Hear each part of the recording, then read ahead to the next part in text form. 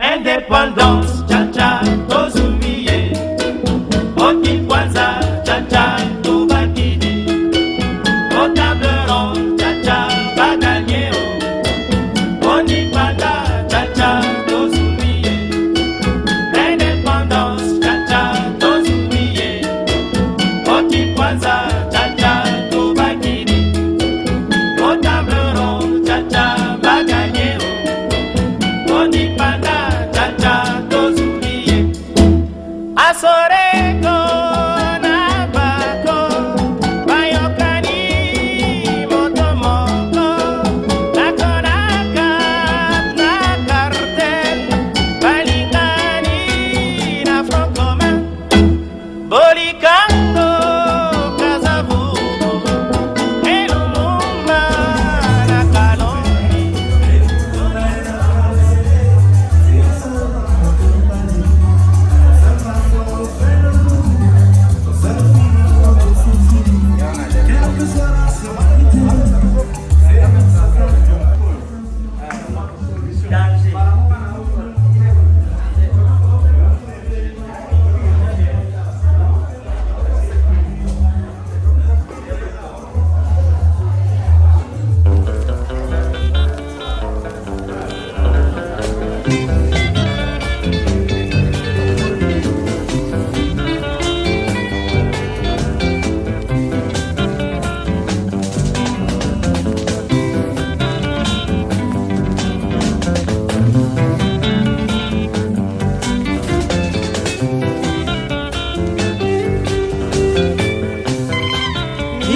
Minyoko lanzoto boye senza malo senza Oni nyoko maseko lela Yomoko na kati ya buto Tala naipe na salaka seboye na tango nanga Nazuwa elokote Motema ele komanda koya mawa Kolozi etikala se yangai men Amen. Talaka se bolingo, mokala se bolingo, sambela se bolingo, yokumba na motema, epusi malamu poe. Amen, amen. Nazali se wayo, tika kolela lela, tika kosisa maloba se pona likamboyo, kina nega ya pasa. Amen. Amitine sikana yo pena pesi yo raison Selanga na kozonga Amen, amen.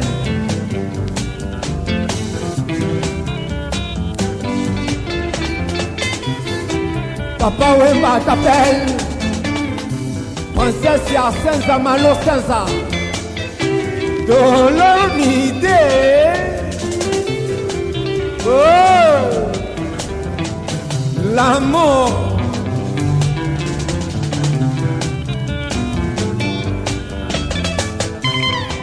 Minyoko lanzoto boye senza malo senza. Wani nyoko maseko lela Yomoko na kati ya buto Tala naipe na salaka seboye na tango nanga Nazuwa elokote Motema ele komanda koya mawa Kolozi etikala se yangai men Amen, amen. Talaka se bolingo, bokala se bolingo, sambela se bolingo, yokumba na motema, epusi malamu poe. Amen, amen. Nazali se wayo, tika kolela lela, tika kosisa maloba se pona likamboyo, kina neda yo pasa. Amen, amen. Amitine sikana yo pena pesi yo raison Zelanga na kozonga Amen, amen.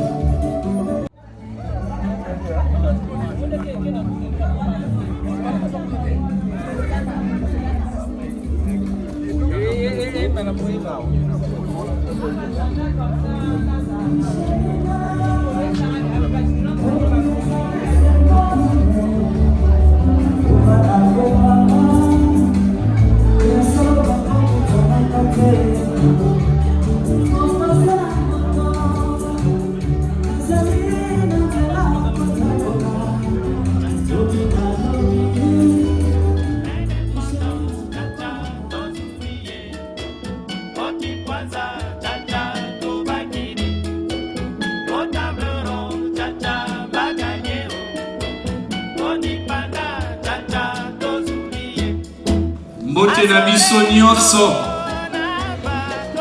nazoyoka yo te eske okoki kopesa ngai pepa mpona sentir ki oza na oyo esika mbote na biso nyonso ebandi koya mwa moke mbote na biso nyonso losako na biso nyonso vraiment tozobanda programme na biso na kosenga na bandeko nyonso baza libanda na respect et invitation pe ya organisation na biso tokota na salle po toyeba kobanda programme ensemble natikala nanu komona te babengisi yo na ndako ya bato oye osuki libanda nayebi te enazondima teke moko na biso asi asala ngo. Chers invités libanda nasengi na bino na respect nyonso bo rejoindre biso na kati ya salle po toyeba kobanda fete na biso. Nasengi na bamama na bapapa oyo baza libanda bopusa makolo na bino na oyo esika po tobanda programme na biso. Bapapa bamama oyo boza libanda nasengi na bino bopusa makolo awa po toyeba kobanda programme na biso. Merci nazomona moko azokota topusi makolo na biso na kati ya oyo esika s'il vous plaît.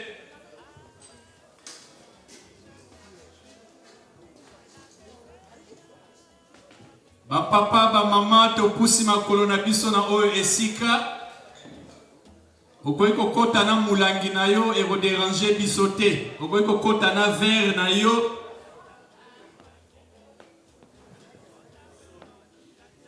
« 65 ans tozo fêter l'indépendance na biso et vous allez bien passer la date de démonstration et obéissance au écoli pendant 65 ans. Pour la dernière fois, papa, maman, oyo bozali libanda, na sengi na bino bo rejoindre biso awa na kati po toyeba ko continuer peto banda programme na biso. Et tozali invité na AVC. AVC lobby autre vision du Congo. Na osenga na yo o mémoriser yango autre vision du Congo. Totangi awa 65e anniversaire de l'indépendance de la RDC, artifice ou réalité. Si les lots malgré tozo fêter indépendance, mais indépendance wane zopota mituna ya ndenge na ndenge soki ya solo tozali indépendant, to tozali indépendant te. Et na raison wana tolingaki toyoka nzembo moko oyo moko ya batu babundelaki pe Congo. Bayaki pe na vision mususu ya komona mboka wana ya frère na biso oyo atika biso Alain Moloto asalaki nzembo moko alobi c'est encore possible. C'est la raison pour laquelle AVC ajijaki digne ke nzembo wana toyoka ngo lelo. Pourquoi? Parce que ça na makambo ebele ezosalama na Congo oyo yo na nga toza d'accord na ngo te. Mais Alain Moloto tangazoyemba c'est encore possible. Ezali loko porte moko azofungola que to perdre espoir te. Mais ko perdre espoir te la kisite to kangika na maboko. C'est la raison pour laquelle les pesana batu o bazozwa initiative neti bandeko oyo bazo présenter biso autre vision du Congo. Donc c'est encore possible. Na olukana zo exemple belete. Mais yonangai, ils ont toujours na ba point où ils ont salabito passi soki tokanisi mboka na biso. Nakoyebi Sabino, l'état DJ azobongama nasalaki voyage na Congo. Na komi na Congo na reconnaître la Congo te. Et ça il nga pasi makasi. Mais pasi wana etikaleka na motema te. Na question munene nazongai na mona poto ezali eloko nini s'il faut nasala quelque chose pour na Congo. Nini na koya na mona Congo lokola contribution pour un Congo meilleur en avenir.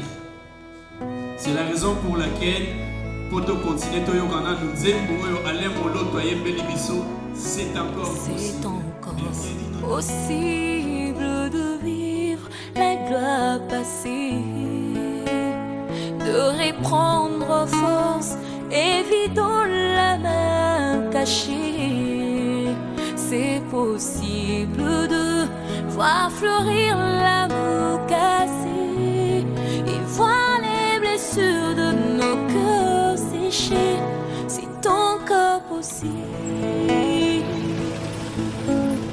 C'est possible de retrouver la joie brisée, d'oublier la honte, les souffrances des droits lésés. Beta maboko ya kafu kafu. Yeza masolo ya mabele. AVC alingaki ngana yoto yoka zembo oyo. Zembo ezo lobela biso, ezo interpeller biso. Que lobi kuna topeko koma histoire ya sika. Pona mboka na biso Congo. Lobi kuna topeko tourner page. Oye ememi ba viol, ememi makambo mabe ya ndenge na kati ya mboka na biso. Lobi kuna, c'est encore possible. Na contribution ya yonanga elongo pona un Congo meilleur.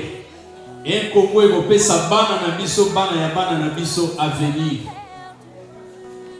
Ata Alain Moloto lelo azate, mais tozo yoka nzembo oyo et puis ezo inspirer, puis ezo motiver biso. Il faut continuer à développer la stratégie pour investir en union surtout Sengeli pour lobby de vivre un Congo meilleur. AVC a 5 équipés.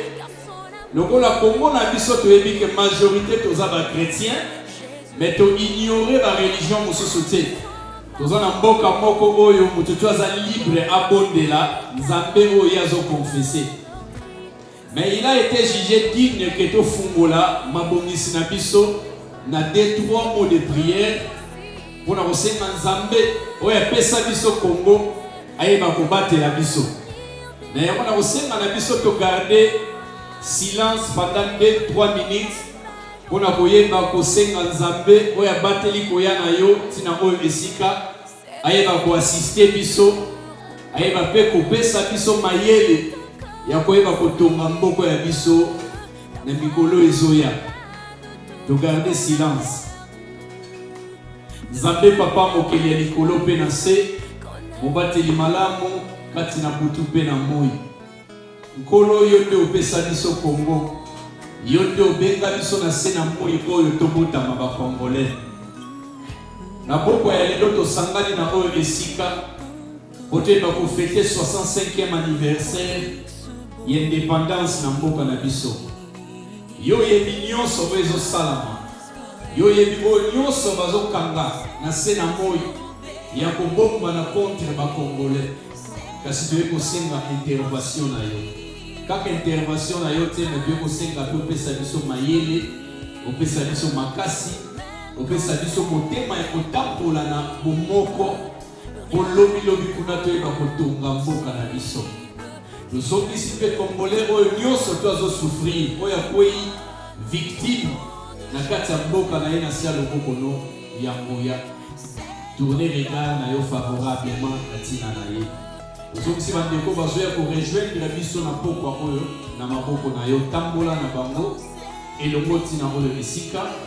Nous sommes ici débuter faire un programme na biso na maboko na yo. Et ça biso motema ya koyeba kolinga mboko ya biso. Pe ya kolinga na biso poto tonga Congo ya lobi. Nous ici pe retour na biso na oyo nyonso tout ko sala awa na se ya maboko na yo. Na kombo ya mwana na yo Yesu Kristo tobondeli bongo. Amen. Nzambe ayeba kopambola yo.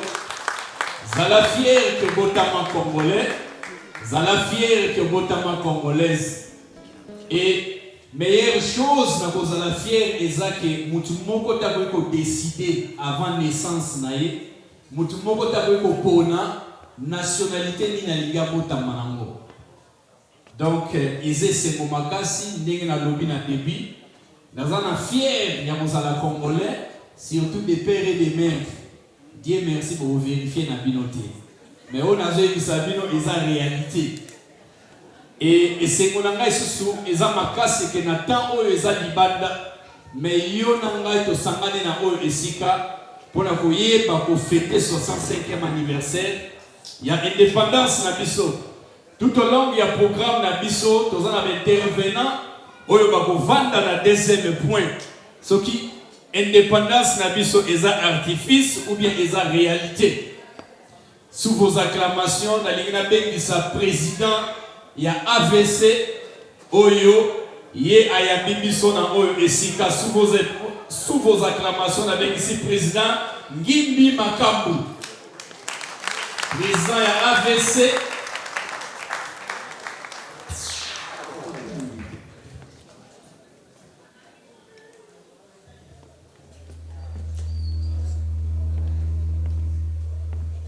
Bonsoir, bonsoir et soyez les bienvenus. Nous sommes contents de vous recevoir ce soir pour fêter ensemble avec nous toute la diaspora congolaise réunie ici. Il y a d'autres qui sont venus de l'étranger en Belgique. Et puis, on a aussi beaucoup de camarades qui sont venus ici de loin en Allemagne, mais ils ont fait l'effort pour venir fêter ensemble avec nous.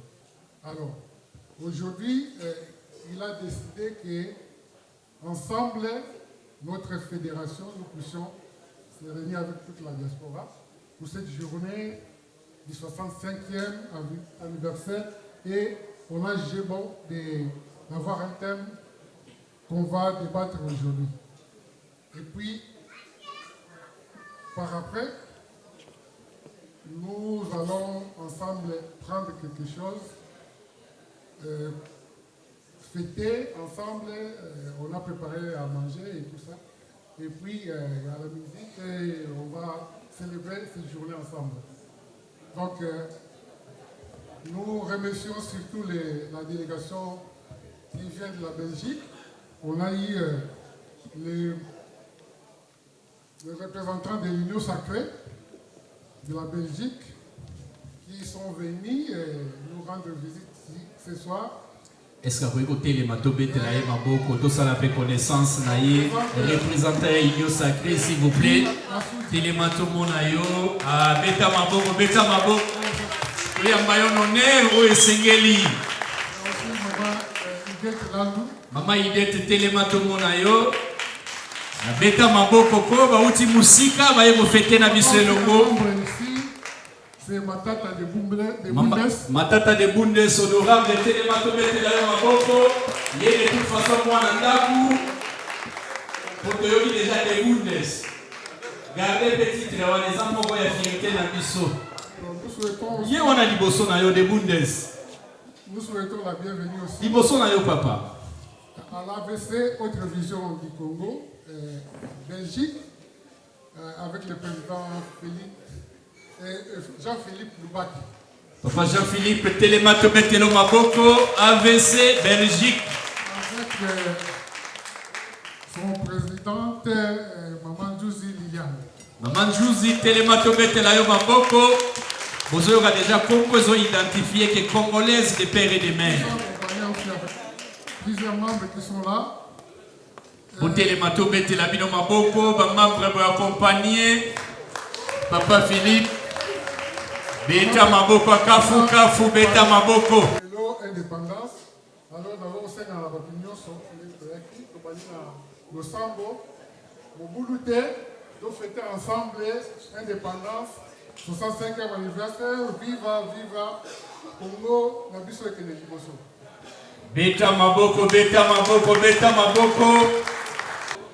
Nous espérons toujours dans Congo mon meilleur lobby. Sous vos acclamations, na bénéficié présidente et la Ligue des femmes, Maman Nicole Dunga. Maman Nicole Dunga. Nana Dunga. Ok, Dunga.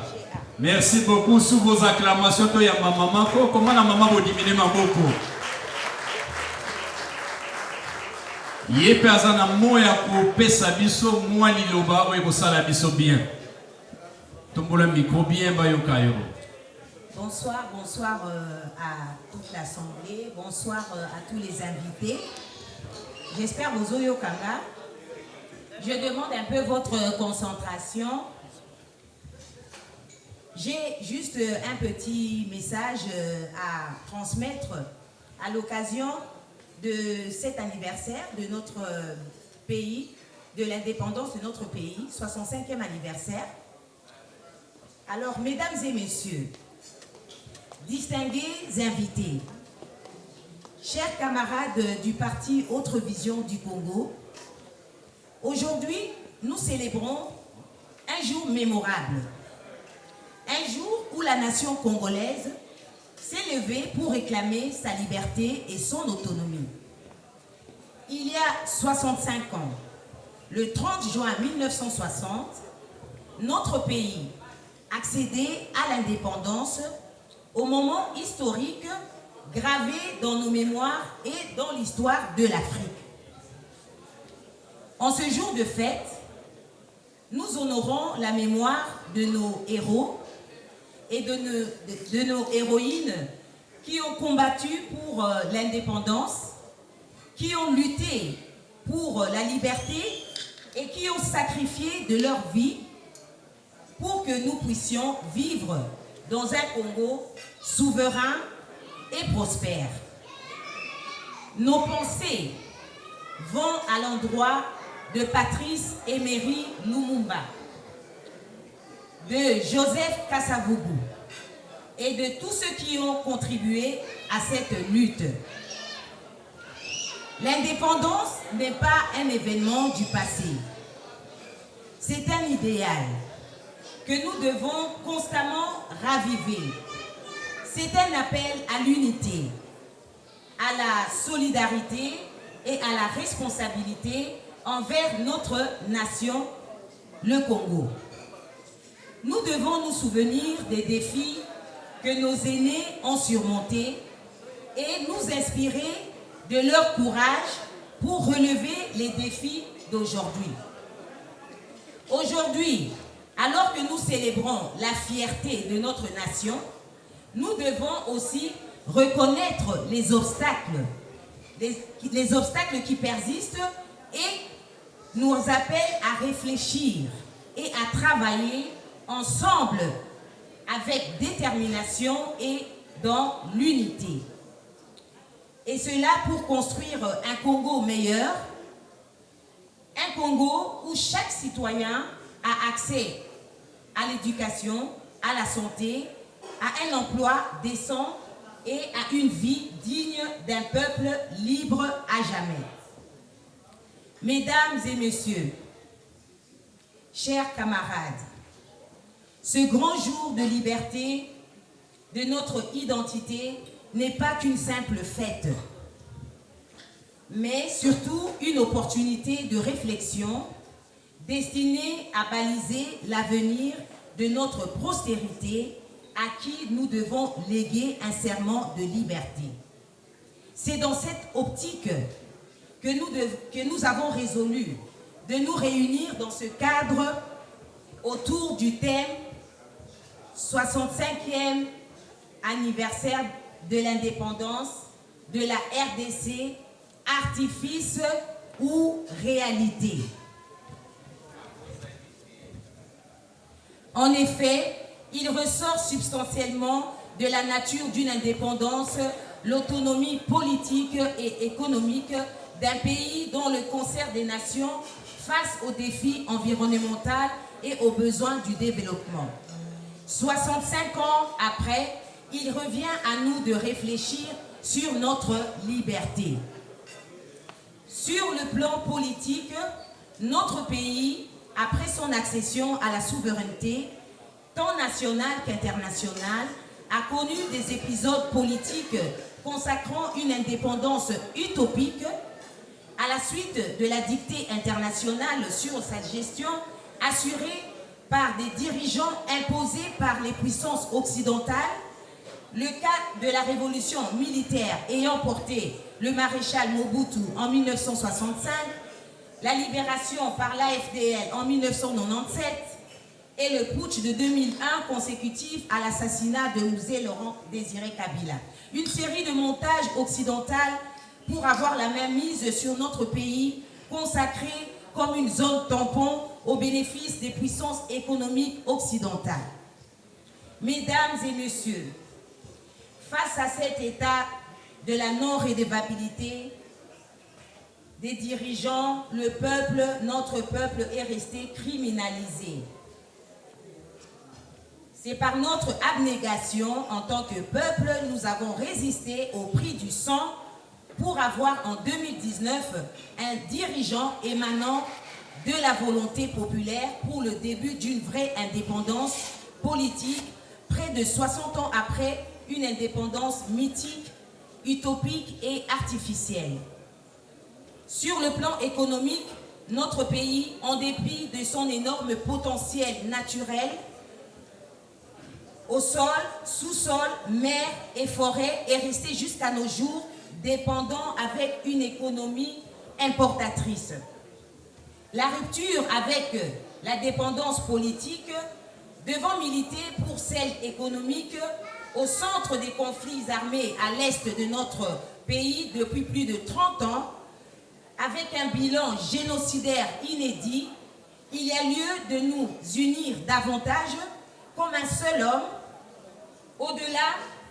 par-delà les clivages politiques, afin de nous libérer complètement de l'emprise coloniale dont la volonté acquisitive tient au maintien de sa main sur notre économie. Mesdames et messieurs, chers camarades, je suis convaincue que le peuple congolais a la force et la capacité de surmonter les défis auxquels nous sommes confrontés. Ensemble, unis dans notre diversité, nous pouvons construire un avenir prospère pour nos enfants et pour les générations futures. Que cette fête d'indépendance soit l'occasion de renouveler notre engagement envers notre pays.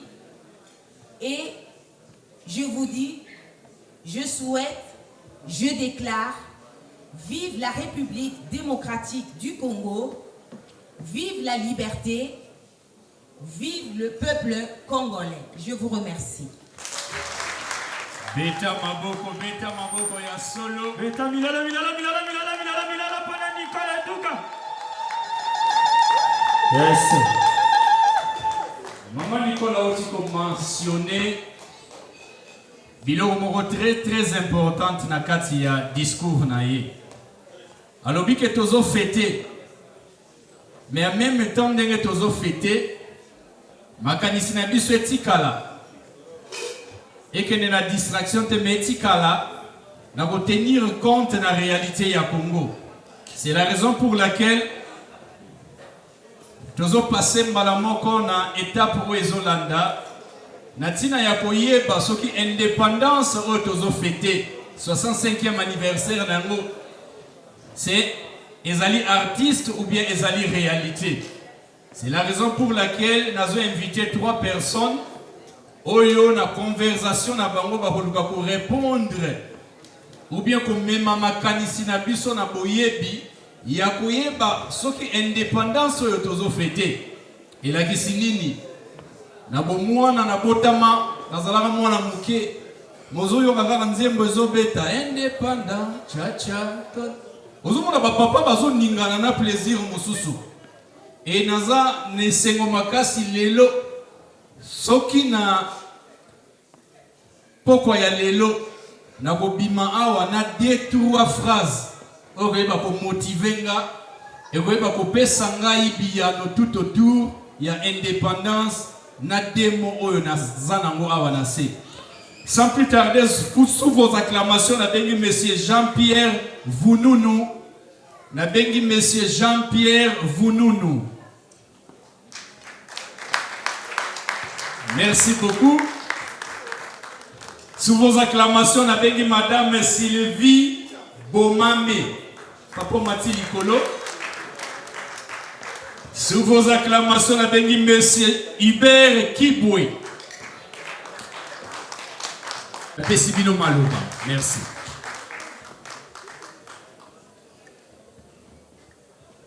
Bonsoir.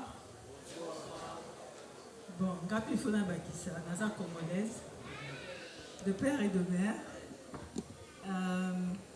Nakosala effort to sur la Monokamboka, na Lingala, mais nakosenga déjà bolimbisa, pour na Lingala, oyo biso to ekola, eza ya mobimba te. Donc, ndambo yokota français, ndambo yokota Lingala. Mais esengo ezali que to loba na Monokamboka. Titre ya soirée na biso lelo eza indépendance, artifice ou réalité. Biso to yebi que un Congo eza indépendance, eza indépendant. Pour Nabiso, c'est une réalité et ça reste une réalité. Elle est réelle pourquoi? Parce que to komi na mboka biso to botami génération na biso nyonso to botami na mboka libre, autonomie na biso to zanango to za indépendant. Mais problème est dit que il faut to assumer l'indépendance na biso. Il faut to assumer ngondenge nini to agir pe to zala na makanisi mususu par rapport à la critique to zala nango. Biso soto yebi to critique à Congo, ça va pas, ça marche pas bien, mais biso to monango ndenge mususu. Neti batu ba organiser soirée à lelo, autre vision du Congo, biso peto zala na vision mususu à Congo, parce que notre indépendance est une réalité. Quoi qu'il en soit, biso tozo agir pour le Congo. Na domaine nanga ko agir pour le Congo eza ko lona. Je suis dans l'agriculture. Dans le domaine nanga ko agir pour le Congo eza ko lona. Mais ko lona nini? Ko lona wapi? Ko lona na kati ya bana na biso. Ko lona na kati ya bana na biso. Ko lona nini? Po na ngai eza ko lona ba valeur. Ba valeur oyo totia na kati ya mitu ya bana na biso. Ba valeur wana eza nini? Bana na biso il faut bayeba mboka na bango. Bana na biso il faut bayeba sens ya honneur. Sens ya honneur na ebite soki na ko lobango bien mais na ndenge to lobaka équipe épaulatée. Équipe épaulatée ngai moko na se considérer comme une équipe. Équipe épaulatée, le sens de l'honneur, l'intégrité, tout l'axaba na biso intégrité. Intégrité la kisi yo moko na kati ya salle de bain na devant miroir na yo. Soki olobi que oyo na kosala te, na kosala te. Miso abatu ekosa te, ata mutu azate oyo olobi na kosala te, na kosala te. C'est ça l'intégrité. Topé sabana na biso sens ya civisme kolinga mboka. Topé sabana na biso sens ya patriotisme kolinga mboka.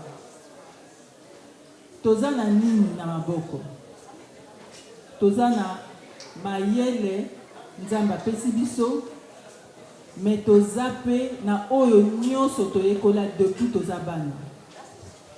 Toza na force monene o nzamba pesa biso.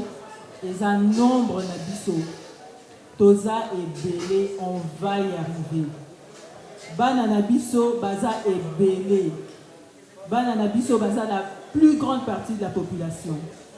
Tolo Nanamitu ya Bana. Tolona, Tola qui s'abana ce que c'est un leader. Parce que Toza a besoin d'un leader. Ata Tosa Lignoso, ce qui moutoisa liboso na bisote. Toko avancer te. Toza a besoin d'un leader, mais leader wana, il faut azala mokonzi. Mokonzi ezanani, mokonzi azamutu o asimba likonzi. Likonzi ezali pilier. Donc mokonzi eza karaba honneur te. Mokonzi azana tâche ya munene, azana responsabilité, azana mokumba.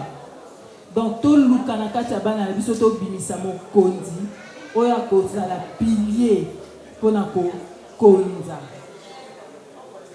Pour ce qui est de notre thème de ce soir, l'indépendance, voilà donc c'est un acquis certes. L'indépendance, nous l'avons acquis. La RDC a accédé à son indépendance, voilà bientôt 65 ans. Mais pour faire le bilan, c'est vrai, s'il faut voir la réalité, nous sommes quasiment à la case de départ. Pourquoi? Parce qu'en 1960, juste après notre accession à l'indépendance, le pays était menacé par les partitions. C'était énormément riche. Et quoi que ça, la bonheur et les Congolais, pour accéder à nos besoins les plus élémentaires, la santé, l'éducation et autres. Mais souvent, tu oublies qu'à l'ouest, il y a Congo. Les lots sont des indicateurs mine dans la partie ouest, il y a Congo, notamment dans le Congo central. Des indicateurs économiques, ils ça compromettre les animaux. Donc, dans l'avenir, vous allez tenir compte toujours na ba espagnols tuana oyo ezali ko uta ba potentialité nyoso na ko uta na partie ouest ya Congo. Taki présentement qu'on a pouvoir na makasi tout le monde place pour basuki. Et je ne crois pas que dans l'avenir nous allons tenter qu'on a pouvoir par les armes parce que situation où est à est notamment chute ya Goma koya mbalebele. Mais cette fois-ci Goma koya qui tout le monde sursaut wana ya nationalisme. Tout le monde qui va Congolais va s'engager makasi va salir face à la situation et que par moyens diplomatiques les lots quand même que comme un accord de paix. Oui, va conflit on est les gars en période wana et puis on va période il y a tant de gens qui pouvoir donc tout ça étape après l'indépendance. Première étape il y a Makassa. Après deuxième étape, il y a l'étape de Mambo. Troisième étape, il y a Yamo. Après, vous pouvez Laurent Désiré Kabila. Et puis, vous voyez quatrième étape, et puis il y a Joseph Kabila. Cinquième étape, donc, il y a Fatih PR5. Cinquième étape, vous voyez bien. Et là, on a le Baïzan de l'Église. Moka. Tant que soit qui est pas tous indépendance, PIB dans mission, c'est-à-dire produit intérieur brut. À l'époque, les arrières comparables même au-dessus, il y a Boga qui prospère. Mais au Banda 1960, dès que nous avons l'indépendance, il faut pas faire la vérité aux autres de la Chine. Voilà pourquoi Mathieu Nzembo a nous un espoir. Et il faut que nous battions ce voyage dans la Chine. Parce que Moka, actuellement, presque tous à 65 ans, il faut construire d'abord Moka, une infrastructure où il va mettre une infrastructure où il y a les années principales. Tous en a monté, 65 ans après, mais tu as dit que le PR5 Fatih, on est dans la pouvoir, si on a tout ça l'effort, mais effort en moi, tout ça, les gens ont tout ça dans l'état parce qu'on a passé beaucoup plus de temps. On a parlé au Bazar qui est beau, Batouma est maintenant beaucoup. Alors que tant que nous avons dit que il pas de belge, bien même la démographie peut lui sauver ma communauté comme pays. Démographie, comme même développement l'infrastructure et l'entité. Donc 65 ans après l'indépendance, les lots dans le Congo, tous ça sont des problèmes où ils doivent vous en monter. Il y a un titre où il y a des années, tous les débats dans le bino.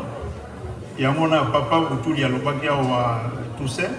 Tous en a conscience parce que quand on a ils savent me les années biso pour 5 ans d'indépendance, pas me dire besoin. Tous eu indépendance, mais il est là. Et là on est tout ça, biso va congolais. Il faut monter tout ça la remise en cause. Bateau et bateau voyager même les lots bateau qui na mboka.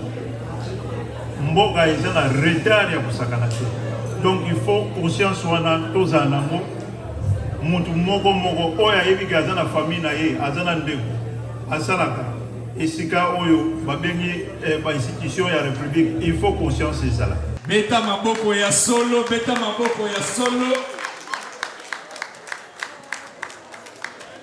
Monsieur Benoît Kilaba azali moko ya ba papa que j'aime beaucoup tobandi na ye awate et ils ont rappelé son an pour ça conseil à l'Ikamomo na poussa na rapedia pembeni na ye. Ils ont flatérité mais nazolo bango l'état aza vivant. Merci Nabino. La kanisi peut-être 80% ya bato bazali awa. Bayebi vieux Kiki, bayebi vieux Benoît. Bon effectivement, nazali peut-être seul Moutoko ya Tikal à Vivaki indépendance. Na botami kutu avant indépendance. Na botami avant indépendance. Mais na emokolo ya indépendance. Nazali parmi, nazalaki na 13 ans. Parmi batu basalaki défilé ya indépendance. Mais biso na 13 ans na biso. Toza lokola batu ya bana mbulo ya 18 ans. Merci. Et là, mon président, il y a tout dans la Batubalobi, il y a diaspora. Il y a diaspora. Alors que Awa, il y a un psychologue, un médecin, un professeur, on a un monde que soi-disant, Bazali, na kati ya diaspora. Donc, diaspora, moi, il y a un membre. Ngaï n'a sali professorat marketing de service pendant 4 ans na Académie de finance na Francfort. Et puis, Nazali na pension, mais Nazali un grand expert comptable au Batunion sur Bazali au bazana na magasin. Ngaï mutuna sala kabilo na bango près du fisc.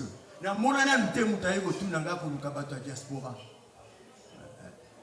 Nasali en 1972, j'étais parmi les premiers Congolais à Berlin et dans l'Allemagne. Premier Congolais en 1972. Et puis, nous avons le premier Congolais où il y a le premier diplôme germanistique. Nous avons Léopold Sédar Senghor. Après ça qui français, n'a pas français. Ngai nazali awa batemo bazali awa ye azali. Ngai n'a pas si pendant 20 ans cours ya allemand na ba allemand. Beta maboko. Ya mona papa vous parlez de diaspora na mona na mutu. Aye pas alors presque 80% ya batu nyonso bazana Allemagne. Le premier Congolais expert comptable au Babengi na Allemagne, Stoya Berata, conseiller ya fisc. Le premier Congolais et presque un peu le seul. Ngayo Yobena Kilaba. Batemo Yobena. Comme diaspora ou Borobaka diaspora. Baza banani. Yangwana. Batu ebele. Tala bango te. Batu ebele. Boyobaka, oh, indépendance, indépendance, et où t'as wapi? En 1959, le 4 janvier, Biso to Wutaki na Biso na match, il y a Vita na Mikado na Tata Raphaël, Vita Poli, Toza Boya na Biso Boye Banakanda, or na Inka, na Ypte Soro Boyebi Inka na Kisasa. eza na Ronken, na Matongé, na Kasavubu. Le président Kasavubu, azako vivre, azako vanda na Louosi. Ngai na biso na victoire.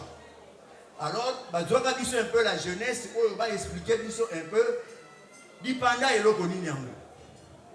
Toye wana toye ba policier ba moni batu wana ba policier belge ba ye ba beti batu et panzani et puis na okende musika teti ba parti politique ba yo qualité ba lobi siko ba kende na table ronde. Table ronde basala ki yango na deux parties. Table ronde première partie babandi yango le va bakataki yango na février. Bakati yango na février parce que Kasavubu na batu ya bako balobi on ne peut pas continuer cette région si Lumumba n'est pas là. Vous parlez tous de Lumumba mais jamais personne n'a avancé ça. Kasavubu na abako balobi Lumumba soko azate. Biso to ça la suscité. Pression wana. Babel Lumumba travaillait dans la compagnie ya bien ya Polar. Alors, na makamba politique, na ba biloko nyonso tout, alors bakangi ye batie en prison. Alors Kasavubu balobi, on ne peut pas continuer discuter na indépendance si Lumumba n'est pas là.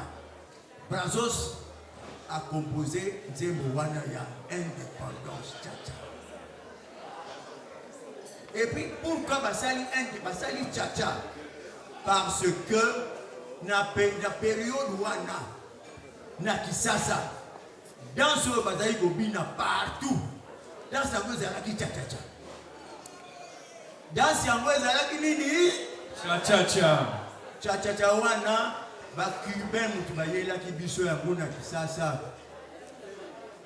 Pourquoi ba cubain biso batata na biso na ba ministre oyo batambolaka na ba voiture ya indépendance ezalaki Mercedes ezalaki ba Opel ba Impala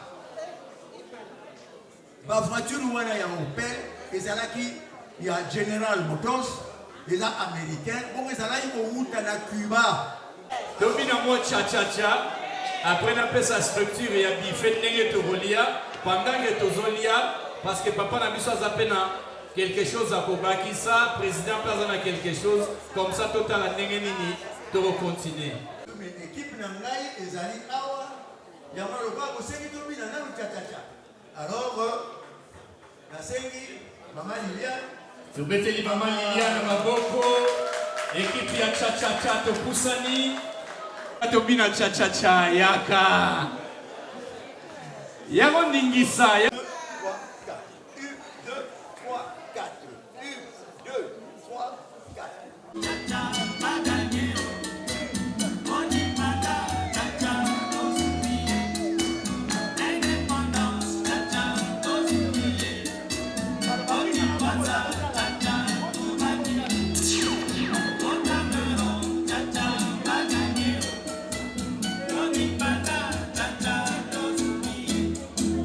I saw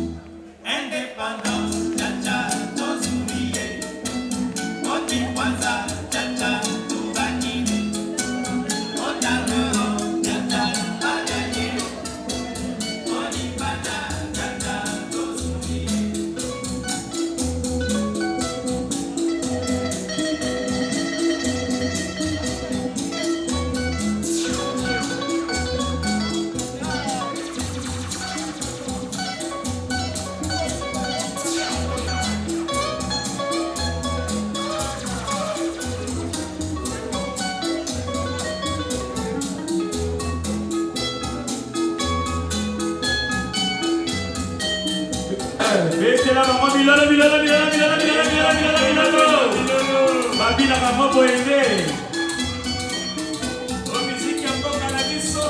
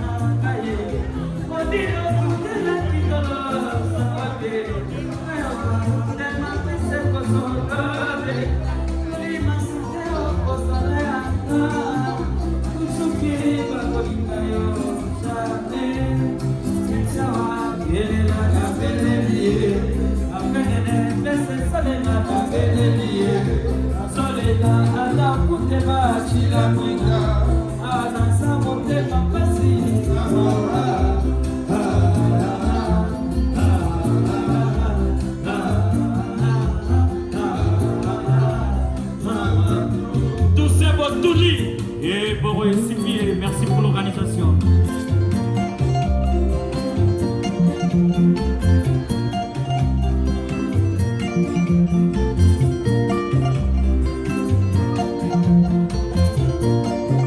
Marcel Chicololo, mon président,